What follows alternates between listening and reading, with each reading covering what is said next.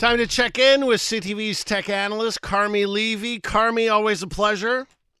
Always great to be with you, David. Thanks for having me. So, if anyone's following a bit what's happening in the U.S. markets, I mean, it's being dominated like now for months, if not years, by what's called the Seven Samurai, and what's driving the growth of the U.S. economy and the world economy right now seems to be all about artificial intelligence, and with so much money in these seven major companies, well, lawsuits were certainly going to follow. And now Elon Musk, who actually is running one of the seven samurai, Tesla, is now suing OpenAI and CEO Sam Altman, claiming betrayal of its goal to benefit humanity. And of course, OpenAI is tied very closely to another one of the seven samurai, Microsoft. Yeah, this is an interesting one because Elon Musk was one of the co-founders of OpenAI back in 2015. He left the company in 2018. That was before they introduced ChatGPT. That was in 2022. And he says that they have violated their promise to keep it open, to not seek profit, to develop AI for the good of humanity. And of course, after Elon Musk left, they created a subsidiary that was for profit. That's the part of the company that has really pulled in a lot. It's worth $90 billion now because Microsoft is investing in them. They've released ChatGPT, a bunch of other products. They are the acknowledged leader in AI. So, Elon Musk waits about 6 years and then decides, well, I think I have a case of sour grapes. I'm going to go sue them because I didn't get what I wanted. And what's interesting here is that Elon Musk also started an AI company, wouldn't you know, called XAI, not one of the seven samurai. In fact, failing rather miserably. They introduced something called Grok, which is a ChatGPT competitor. It's an AI-based chatbot, but you can only get it if you subscribe to X, which, as we know, nobody does, and it's kind of hidden behind the paywall. And Elon Musk realizes somebody else is running away with the AI trophy, and it's not him. And if he can't compete against them in the market, he's going to try to take a strip off of them in court. That's really what this is all about. OpenAI basically saying, you don't really have a whole lot of merit to this. They've released a bunch of emails between them and Elon Musk while he was working for them, showing that it was all about profit for Elon all the time. It always is. And they're saying they will defend this case very vigorously in court, and they expect to win. By the way, I should say the Seven Samurai are also called the Magnificent Seven. So depending if you first saw the Kurosawa version or the American version, you're going to call them one or the other. But another one of those Magnificent Seven Samurai is Nvidia, who is on a massive roll right now. Absolutely. This company is now worth $2 trillion. And it's only the third company after Apple and Google, American company, to hit that valuation. But what's different about the other companies is most people haven't really heard of Nvidia. If you are a gamer, you know them because you've probably bought one of their cards to supercharge your computer so that you can play the latest games at the highest resolution and frame rate.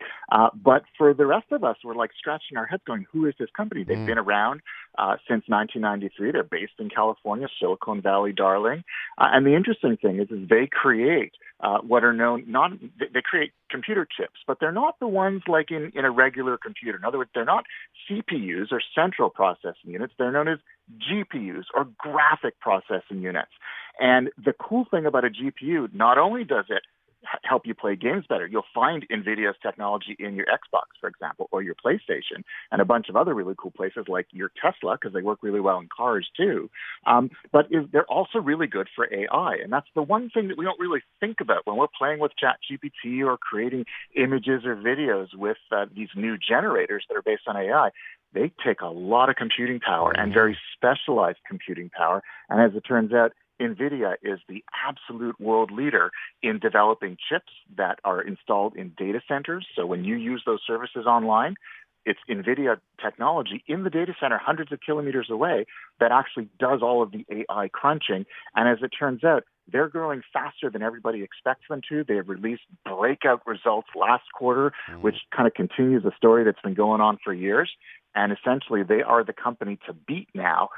And it's like everyone's just throwing money at them, saying, basically, you are the future of AI. We don't do AI unless we have Nvidia hardware. It's the ultimate AI era success story. It was so incredible when they announced their results, I think, their quarterlies last week, I think, or 2 weeks ago. The increase in their stock valuation, just the increase was equivalent to the entire market value of GM, Chrysler, and Ferrari. I mean, it's incredible how our economy has completely shifted towards AI. It absolutely has. And we're kind of at that point. It almost feels like it does in the late 90s when, the web was the thing and everyone was throwing money into that. There's this new space that no one really understands, but everyone's very excited about. There's lots of hype around it. And AI is kind of like that next big thing now. And companies that are at the middle of that revolution, they're the ones who are going to get the investment. And the number, I think, with Nvidia was something like $100 billion in new investment overnight in the overnight markets. And we woke up the next morning and I was looking at the numbers going, there's got to be a glitch. Like no company, performs like this. But it turns out that was exactly the case. And a lot of it is hype. A lot of people are very excited about it. But the cool thing about Nvidia is they're actually selling stuff. They're making their profit their profit margins are above 55%, which is unheard of. And they continue to grow and they actually have product in market. So it isn't just promise here. They're actually delivering on it. And they've been delivering on it for years. It's just AI is now supercharging that process. And I think there's merit to those numbers. And this isn't like a bubble that's going to blow up in a few months. They're just going to keep growing for the foreseeable future until other companies like maybe Amazon or Google or Microsoft or others start coming up with technology to counter them. Because for now, Nvidia is definitely the AI company to beat. Fascinating as always. Thank you so much, Carmi. So great being with you, David. Thank you.